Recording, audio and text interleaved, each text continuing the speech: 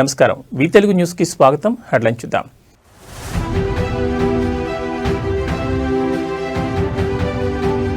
ప్రారంభమైన AP cabinet సమావేశం, పలు కీలక అంశాలపై చర్చ.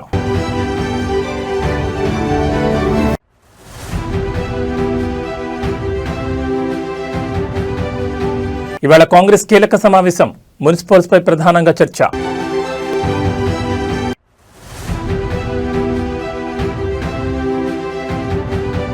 మూడు రోజుల పాటు కాకినాడలో డిప్యూటీ సీఎం పర్యటన, పలు అభివృద్ధి కార్యక్రమాలకు శంకుస్థాపన చేయనున్న పవన్.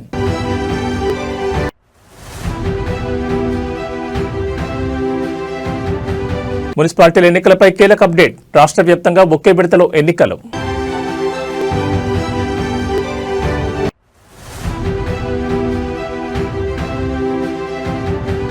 భారత్పై 500% టారిఫ్లు, కీలక బిల్లుకు ట్రంప్ గ్రీన్ సిగ్నల్. ఇక డీటెయిల్స్ చూస్తే ఆంధ్రప్రదేశ్ రాష్ట్ర మంత్రిమండలి సమావేశం ప్రారంభమైంది. సచివాలయంలో సీఎం చంద్రబాబు అధ్యక్షతన ఈ భేటీ జరుగుతోంది. సిఆర్డీ అథారిటీలో ఆమోదించిన పలు అంశాలకు కేబినెట్ గ్రీన్ సిగ్నల్ ఇచ్చే అవకాశం ఉంది. అలాగే కృష్ణానది తీరంలో మెరీనా వాటర్ ఫ్రంట్ అభివృద్ధి కోసం భూ కేటాయింపులకు మంత్రిమండలి ఆమోదం తెలపనుంది. అలాగే రాజధానిలో గతంలో కేటాయించిన 112 ఫ్లాట్లలో మార్పులకు సైతం కేబినెట్ ఆమోదం తెలపనుంది. అయితే ఎస్ఐపిబిలో ఆమోదించిన పెట్టుబడి ప్రతిపాదనలకు కూడా ఏపీ కేబినెట్ గ్రీన్ సిగ్నల్ ఇవ్వనుంది. మొత్తం 14 సంస్థలకు చెందిన 19,391 కోట్ల పెట్టుబడులకు ఆమోదం తెలపనుంది. పలు సంస్థలకు భూ కేటాయింపులకు కూడా మంత్రిమండలి ఆమోదం ఇవ్వనుంది. కేబినెట్ సమావేశానంతరం తాజా రాజకీయ పరిణామాలపై సీఎం చంద్రబాబు మంత్రులకు దిశానిర్దేశం చేయనున్నారు. ఈ సందర్భంగా తెలంగాణ సీఎం రేవంత్ రెడ్డి వ్యాఖ్యలకు వైసీపీ కౌంటర్లపై కూడా చర్చ జరిగే అవకాశం ఉంది.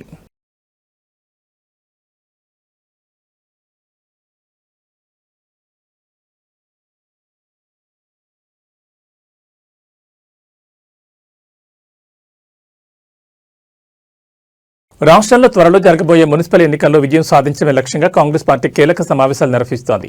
అందులో భాగంగానే టీపీసీసీ విస్తృత స్థాయి కార్యవర్గ సమావేశాన్ని గాంధీభవన్లో నిర్వహిస్తోంది. TPCC chief MLC Mahesh Kumar Goud అధ్యక్షతన జరిగే కీలక భేటీలో CM Revanth Reddy, TPCC chief Mahesh Kumar Goud, Congress in charge Meenakshi Natarajan, AICC కార్యదర్శులు పాల్గొనున్నారు. ప్రధానంగా మున్సిపల్ ఎన్నికల్లో అమలు చేసే వ్యూహాలపై చర్చించనున్నారు. మున్సిపల్ ఎన్నికలపై తాజాగా రేవంత్ రెడ్డి, మహేష్ కుమార్ గౌడ్ చర్చించారు. ఇటీవల పంచాయతీ ఎన్నికల్లో కాంగ్రెస్ సర్పంచ్ స్థానాలను గణనీయ సంఖ్యలో గెలుచుకున్న ప్రత్యర్థి బీఆర్ఎస్ కూడా సర్పంచ్ ఎన్నికల్లో ఆశించిన దానికంటే పనితీరుని ఎక్కువగానే కనబరిచింది. దీంతో అధికార పార్టీ అలర్ట్ అయింది. మున్సిపల్ ఎన్నికల్లో అలాంటి అవకాశాలను ప్రత్యర్థి పార్టీలకు ఇవ్వకుండా అన్ని మున్సిపాలిటీలను క్లీన్ స్వీప్ చేయాలన్న లక్ష్యంతో ప్రణాళికలు రచిస్తోంది. ప్రతి వార్డ్, డివిజన్ నుంచి 6 చెప్పిన అభ్యర్థుల జాబితాను రూపొందించి వారిలో సమర్థులైన కోసం సర్వే నిర్వహించాలని పార్టీ నిర్ణయించింది. అలాగే కేంద్ర ప్రభుత్వం ఉపాధి హామీ పథకం పేరు మార్చిన తీరుపై చర్చించే అవకాశం ఉందని పార్టీ వర్గాలు తెలిపాయి. మరోవైపు కృష్ణా, గోదావరి జలాలపైన విపక్షాల ఆరోపణలు, విమర్శలు తిప్పికొట్టేలా కార్యాచరణ తీసుకుంటారని, అసెంబ్లీలో పవర్ పాయింట్ ప్రజెంటేషన్ ద్వారా ఇచ్చిన అంశాలను ప్రజల్లోకి మరింత బలంగా తీసుకెళ్లేలా కార్యాచరణ ఉంటుందని పార్టీ నేతలు పేర్కొంటున్నారు. మరోవైపు డీసీసీల కూర్పు అంశం చర్చకొచ్చే అవకాశం ఉన్నట్టు తెలుస్తోంది. ఈ నెల 15న మండలాధ్యక్షుల నియామకాన్ని చేపట్టనున్నారు.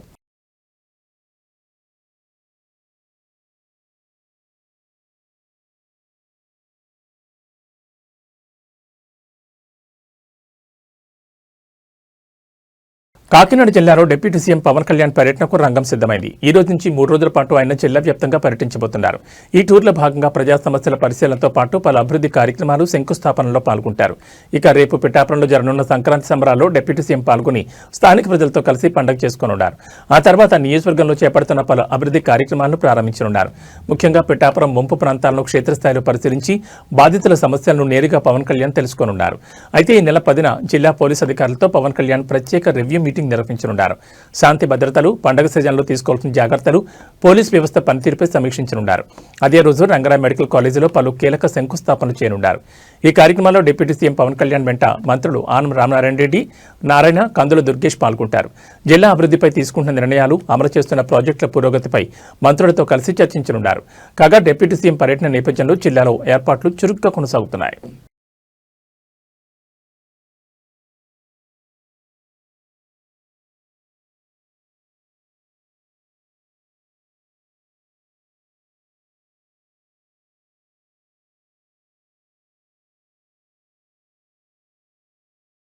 రాష్ట్రంలో మున్సిపల్ ఎన్నికలను ఒకే విడతలో నిర్వహించాలని ఎన్నికల సంఘం నిర్ణయించింది. మున్సిపాలిటీలు వార్డుల సంఖ్య తక్కువగానే ఉండడంతో ఒకే విడతలో ఎన్నికలు నిర్వహించేందుకు అవసరమైన సిబ్బంది, పోలీసులు ఉన్నారని ఈసీ గుర్తించింది. ఒకే విడతలో ఎన్నికల నిర్వహణకు అన్ని ఏర్పాట్లు చేయాలని జిల్లా యంత్రాంగానికి సూచించినట్లు సమాచారం. ఒకే విడతలో ఎన్నికలు నిర్వహిస్తే ఎలాంటి సమస్యలు ఉండవని జిల్లా యంత్రాంగం సైతం ఓకే చెప్పినట్టు తెలుస్తోంది. ఒకరోజు ఎన్నికలు, మర్నాడు ఓట్ల లెక్కింపు చేయనున్నారు. ఈ క్రమంలోనే ప్రతి పోలింగ్ స్టేషన్లో వెబ్ కాస్టింగ్ నిర్వహించాలని ఈసీ యోచిస్తోంది. రాష్ట్రంలోని పోలింగ్ కేంద్రాలపై ఇంకా స్పష్టత రాలేదు. ప్రస్తుతం 116 మున్సిపాలిటీలు, 7 కార్పొరేషన్లకు ఒకేసారి బ్యాలెట్ విధానంలో ఎన్నికలు నిర్వహించనున్నారు. ఇప్పటికే నిర్ణయం తీసుకున్నారు. జిల్లాలో అధికారులు బ్యాలెట్ బాక్సులను సిద్ధం చేయగా జిల్లాలో మున్సిపాలిటీలు, వార్డుల సంఖ్యకు అనుగుణంగా బ్యాలెట్ బాక్సులను అందుబాటులో ఉంచారు. పోలింగ్ స్టేషన్ల సంఖ్యకు అనుగుణంగా బ్యాలెట్ బాక్సులను అధికారులు సిద్ధం చేస్తున్నారు. పార్టీల పరంగా ఎన్నికలు కావడంతో పార్టీల గుర్తులను బ్యాలెట్ పేపర్పై ముందుగా ముద్రిస్తారు. ఆ తర్వాత ఇండిపెండెంట్ అభ్యర్థుల పేర్లను పొందుపరుస్తారు. నోటా గుర్తు సైతం ఈసారి బ్యాలెట్ పేపర్ మీద ముద్రించనున్నారు. ప్రతి జిల్లాలో తక్కువ సంఖ్యలో మున్సిపాలిటీలు ఉన్నందున తక్కువ సంఖ్యలోనే పోలీస్ సిబ్బంది అవసరమవుతారని అంచనాకు వచ్చిన జిల్లా యంత్రాంగం ఒకే దశలో ఎన్నికలు నిర్వహించేందుకు గ్రీన్ సిగ్నల్ ఇచ్చింది. మున్సిపాలిటీ ఎన్నికల నిర్వహణకు వార్డుల వారీగా తుది ఓటర్ల జాబితాను పకడ్బందీగా రూపొందించాలని రాష్ట్ర ఎన్నికల కమిషనర్ రాణి కుముదిని జిల్లా కలెక్టర్లు, మున్సిపల్ కమిషనర్లను ఆదేశించారు. హైదరాబాద్ నుంచి రాణి కుముదిని జిల్లాల కలెక్టర్లు, మున్సిపల్ అధికారులతో ఎన్నికల ఏర్పాట్లపై సమీక్షించారు. మున్సిపాలిటీలు, కార్పొరేషన్లకు సాధారణ ఎన్నికల నిర్వహణ, ఓటర్ల జాబితా తయారీ, ప్రచురణ, ఇతర సంబంధిత అంశాలపై దిశానిర్దేశం చేశారు. ఈ సందర్భంగా ఎన్నికల కమిషనర్ మాట్లాడుతూ తెలంగాణ మున్సిపాలిటీ చట్టంలో సవరించిన సెక్షన్ 195A ప్రకారం జనవరి 12న వార్డుల వారీగా ఓటర్ల తుది జాబితాను ప్రచురించాలని, 13న పోలింగ్ స్టేషన్ల వివరాలు, ముసాయిదా జాబితాను టీ-పోల్లో అప్లోడ్ చేయాలని, 16న ఫోటోతో కూడిన తుది ఓటర్ల జాబితాను పోలింగ్ స్టేషన్ల వారీగా ప్రచురించాలని అధికారులను ఆదేశించారు.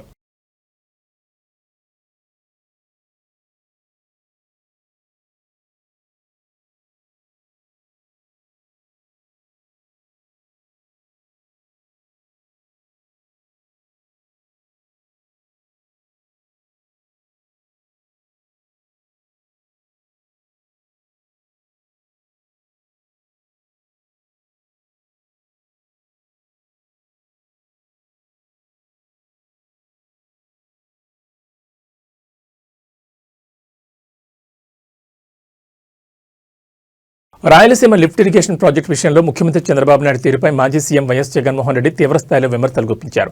రాయలసీమ ప్రజల ప్రయోజనాలను చంద్రబాబు తెలంగాణకు తాకట్టు పెట్టారని ఆయన ఆరోపించారు. తెలంగాణ అసెంబ్లీలో రేవంత్ రెడ్డి చేసిన వ్యాఖ్యలను ప్రస్తావిస్తూ జగన్ కీలక వ్యాఖ్యలు చేశారు. తాను అడిగినందుకే చంద్రబాబు రాయలసీమ ప్రాజెక్టును ఆపేశారని తెలంగాణ సీఎం స్వయంగా అసెంబ్లీ సాక్షిగా చెప్పారు. ఇది చంద్రబాబు సీమ ప్రజలకు చేసిన ద్రోహం కాదా అని జగన్ ప్రశ్నించారు. రాయలసీమకు నీరందించి ఈ ప్రాజెక్టు విషయంలో చంద్రబాబు విలన్గా మారారని, కేవలం రాజకీయ ప్రయోజనాల కోసం రాష్ట్రాన్ని అమ్మేశారని జగన్ మండిపడ్డారు. రాయలసీమ లిఫ్ట్ ఇరిగేషన్ పనులను ఆపేయాలి అని అంటూ ఏకంగా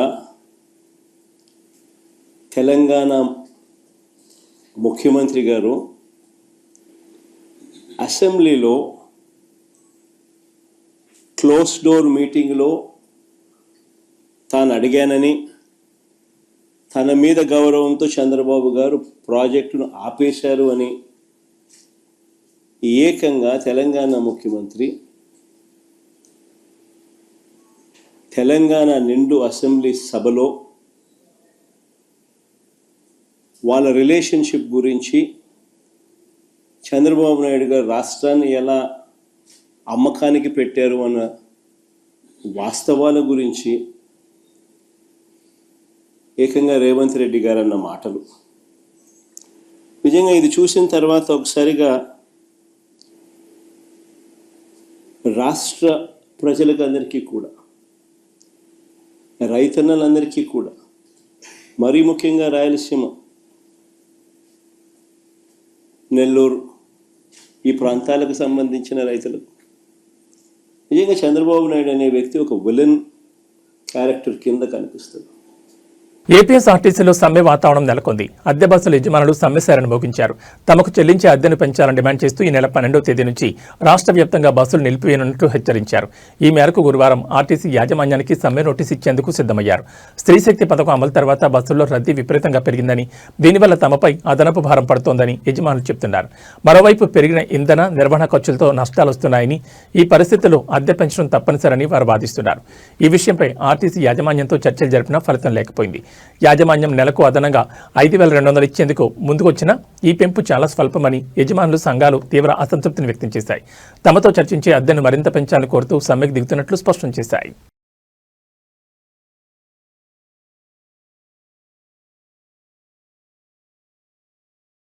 మున్సిపల్ ఎన్నికలు దగ్గర పడుతున్న వేళ అధికార కాంగ్రెస్ పార్టీలో కీలక పరిణామాలు చోటు చేసుకుంటున్నాయి. గత కొంతకాలంగా పాలకుర్తి నియోజకవర్గ కాంగ్రెస్ పార్టీలో కొనసాగుతున్న అంతర్గత విభేదాలు తాజాగా రచ్చకెక్కాయి.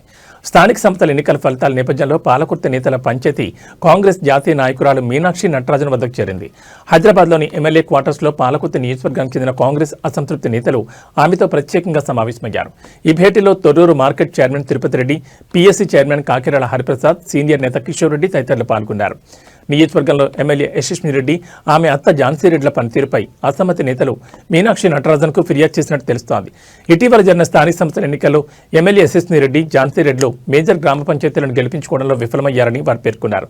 కాగా తాము మాత్రం తమ సొంత బలంతో 10 మేజర్ గ్రామ పంచాయతీలను కైవసం చేసుకున్నామని, పార్టీ పటిష్టత కృషి చేస్తున్నా తమకు పార్టీలో సరైన గుర్తింపు దక్కడం లేదని అసమ్మతి నేతలు మీనాక్షి నటరాజన్కు ఆవేదన వ్యక్తం చేశారు. ఈ ఫిర్యాదుల నేపథ్యంలో ఆమె ఎటువంటి నిర్ణయం తీసుకుంటారనే దానిపై తీవ్ర ఉత్కంఠ నెలకొంది.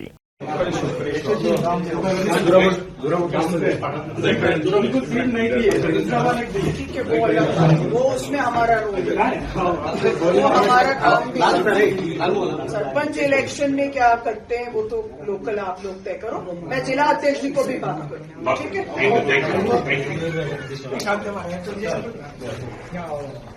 ठीक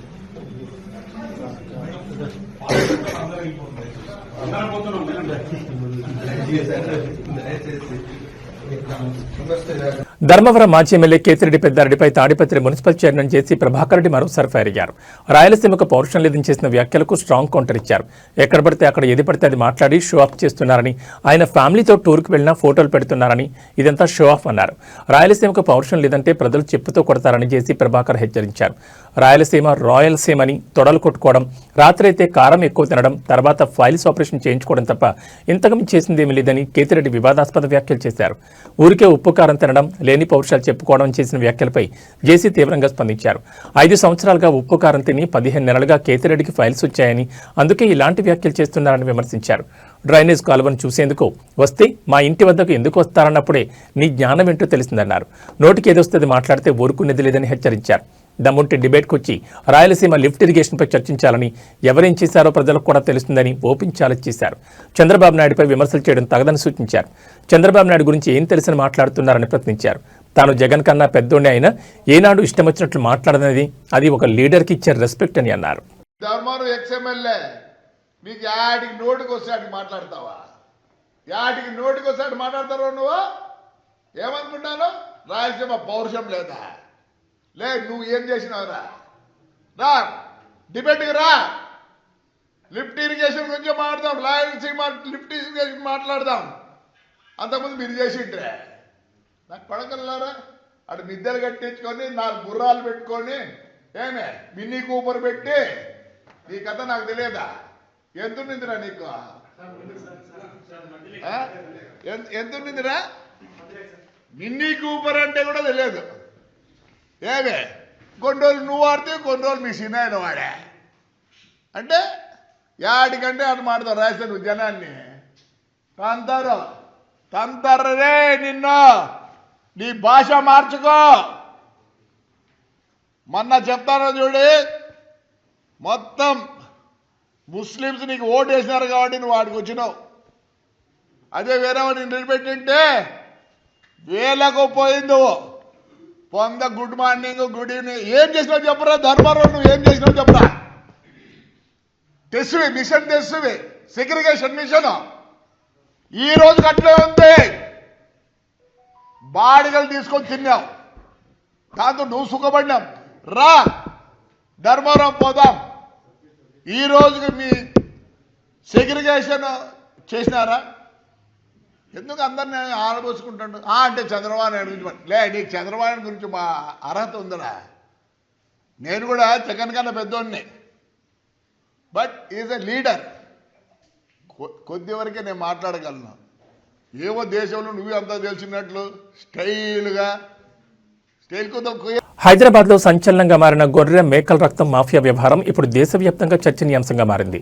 బతికున్న గొర్రెలు మేకల నుంచి రక్తాన్ని సేకరించి అక్రమంగా వ్యాపారం చేస్తున్న ముఠాపై కేంద్ర ప్రభుత్వం సీరియస్గా స్పందించింది. ఈ వ్యవహారంపై కేంద్ర డ్రగ్ కంట్రోల్ ఆధ్వర్యంలో విస్తృత స్థాయి దర్యాప్తు ప్రారంభమైంది. కేంద్ర డ్రగ్ కంట్రోల్ అధికారుల సూచనలతో హైదరాబాద్ పోలీసులు రాష్ట్ర డ్రగ్ కంట్రోల్ అధికారులతో కలిసి కాచిగూడ ప్రాంతంలోని సిఎన్కే ఇంపోర్ట్ ఎక్స్పోర్ట్ కంపెనీలో ఆకస్మిక సోదాలు నిర్వహించారు. ఈ దాడుల్లో భారీ మొత్తంలో రక్త నిల్వలు బయటపడ్డాయి. సుమారు 1000 లీటర్లకు పైగా గొర్రె మేక రక్తంతో నిండిన ప్యాకెట్లను అధికారులు సీజ్ చేశారు. ఇంత పెద్ద మొత్తంలో రక్తం నిల్వ చేయడం వెనుక అసలు ఉద్దేశం ఏమిటన్న దానిపై అనుమానాలు వ్యక్తమవుతున్నాయి. సోదాల సమయంలో సీజ్ చేసిన రక్తం ప్యాకెట్లను హర్యానాలోని పాలీ మెడికోర్ కంపెనీకి పంపిస్తున్నట్లు అధికారులు గుర్తించారు. అయితే ఈ రక్తాన్ని ఎలాంటి అవసరాల కోసం వినియోగిస్తున్నారన్న విషయంపై ఇప్పటికీ ఇంకా స్పష్టత రాలేదు. ముఖ్యంగా ఈ రక్తంతో క్లినికల్ ట్రయల్స్ నిర్వహిస్తున్నారా అనే అనుమానాన్ని డ్రగ్ కంట్రోల్ అధికారులు వ్యక్తం చేస్తున్నారు. అవసరమైన అనుమతులు లేకుండా జంతు రక్తాన్ని సేకరించి తరలించడం చట్టవిరుద్ధమని వారు పేర్కొన్నారు. ఈ వ్యవహారంలో సిఎన్కే ఇంపోర్ట్ ఎక్స్పోర్ట్ కంపెనీ యజమాని నికేష్ పరారీలో ఉన్నట్లు పోలీసులు తెలిపారు. గత 2 రోజులుగా అతడి కోసం ప్రత్యేక బృందాలు గాలింపు చర్యలు చేపట్టాయి. నికేష్ పట్టుబడితే రక్త సేకరణ విధానం, ఎక్కడి నుంచి ఎంత మొత్తంలో రక్తం తీసుకుంటున్నారన్న అంశాలపై పూర్తి క్లారిటీ వచ్చే అవకాశం ఉందని అధికారులు భావిస్తున్నారు. ప్రాథమిక విచారణలో కేసర ప్రాంతంలోని నిర్మానుష ప్రదేశాల్లో బతికున్న గొర్రెలు మేకల నుంచి రక్తాన్ని సేకరిస్తున్నట్లు సమాచారం లభించింది. ఈ ఘటనపై కేంద్ర డ్రగ్ కంట్రోల్, రాష్ట్ర డ్రగ్ కంట్రోల్ అధికారులు కలిసి సమగ్ర విచారణ చేపట్టారు. అక్రమ రక్త వ్యాపారం వెనుక ఉన్న నెట్వర్క్ ను పూర్తిగా బయటకు తీసి బాధ్యులపై కఠిన చర్యలు తీసుకుంటామని అధికారులు స్పష్టం చేశారు. నికేష్ దొరికితే రక్త సేకరణపై క్లారిటీ వచ్చే అవకాశం ఉంటుందని అధికారులు పేర్కొన్నారు.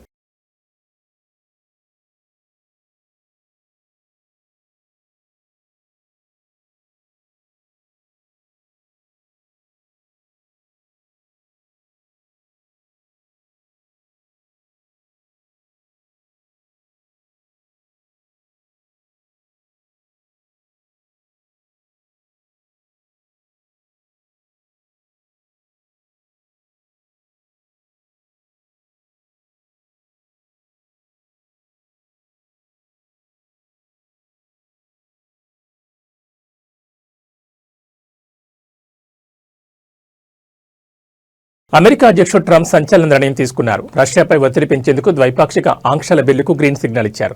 రష్యా నుంచి చమురు కొనుగోలు చేస్తున్న భారత్, చైనాపై ఏకంగా 5% సుంకాలు పెంచేందుకు సుముఖత వ్యక్తం చేశారు.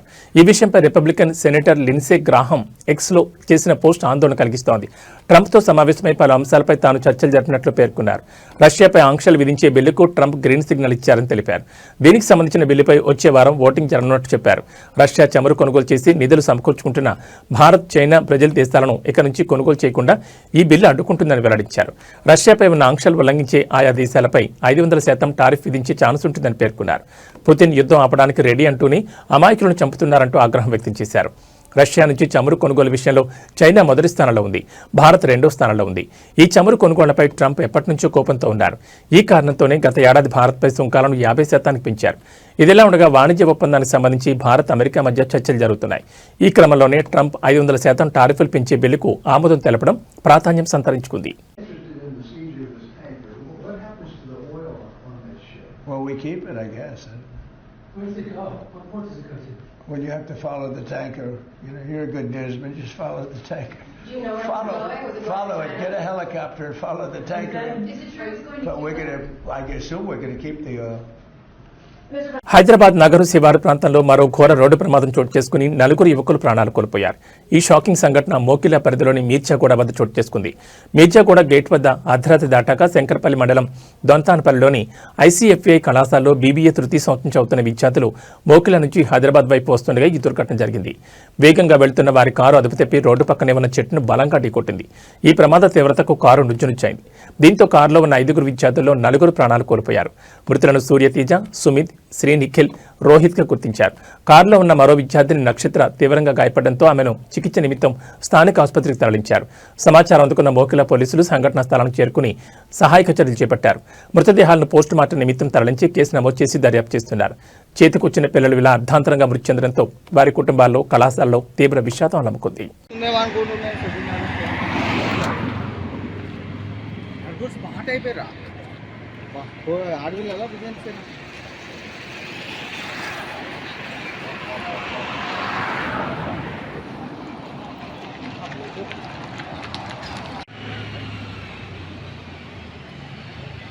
కార్లో ఫోటోలు ఉన్నాయి కానీ నాకు ఐడియా అవన్నీ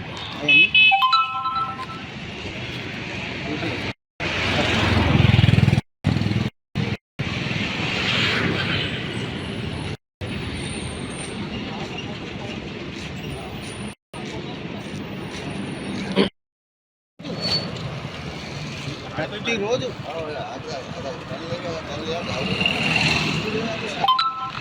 టోటల్ లైఫ్ ఖరాబ్ అయిపోయింది.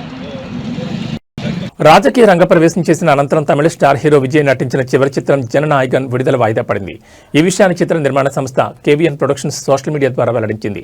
హెచ్ వినోద్ దర్శకత్వంలో రూపొందిన ఈ చిత్రాన్ని సంక్రాంతి సందర్భంగా జనవరి 9న విడుదల చేయాలని చిత్ర నిర్మాణ సంస్థ భావించింది. అయితే సెన్సార్ బోర్డు నుంచి ధృవీకరణ పత్రం అందకపోవడంతో చిత్ర బృందం న్యాయస్థానాన్ని ఆశ్రయించింది. చిత్రం సెన్సార్ ధృవీకరణ విడుదలపై జనవరి 9న కోర్టు నుంచి తుది ఉత్తర్వులు వెలువడే అవకాశం ఉండడంతో విడుదలను వాయిదా వేయాలని చిత్ర నిర్మాణ సంస్థ నిర్ణయించింది.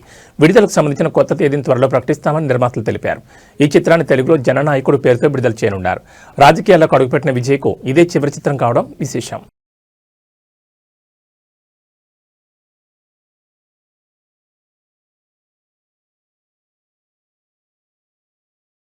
ఇవి ఈ బులెటిన్ విశేషాలు. మరో బులెటిన్లో మళ్ళీ కలుసుకుందాం. నమస్కారం.